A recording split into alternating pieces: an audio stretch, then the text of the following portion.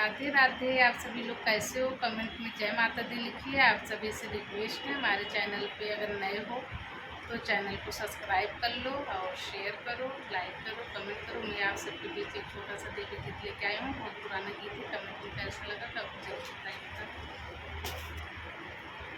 पूरबू के दिशवा से आवै शीतला मैया हो, बजत आवे ना उनके पाँव के पैजनिया हो, बजत आवे ना उनके पाँव के पैजनिया हो, बजत आवे ना।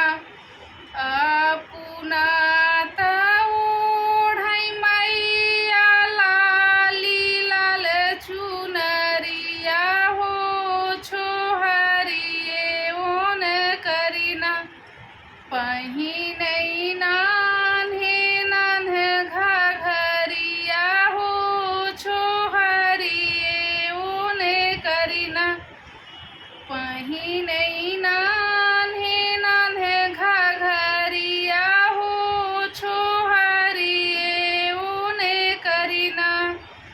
पूरबू के दिशवा से आवै दुर्गा मैया हो, बजत आवे ना उनकर पाँव के पैजनिया हो, बजत आवे ना उनकर पाँव के पैजनिया हो, बजत आवे ना।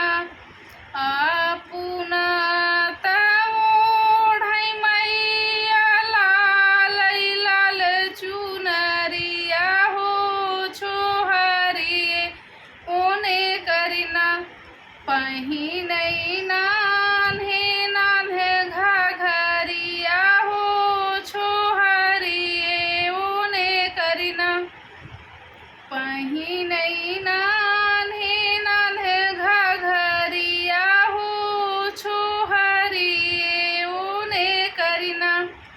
पूरबू के दिशवा से आवै काली मैया हो, बजत आवे ना उनके पाँव के पैजनिया हो, बजत आवे ना उनके पाँव के पैजनिया हो, बजत आवे ना।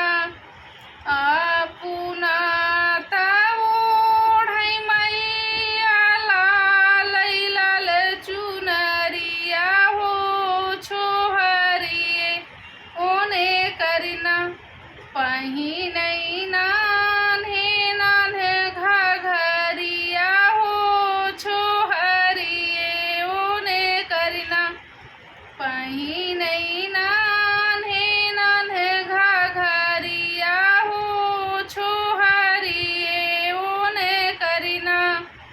पूरबू के दिशवा से आवै चौरा मैया हो, बजत आवे ना उनके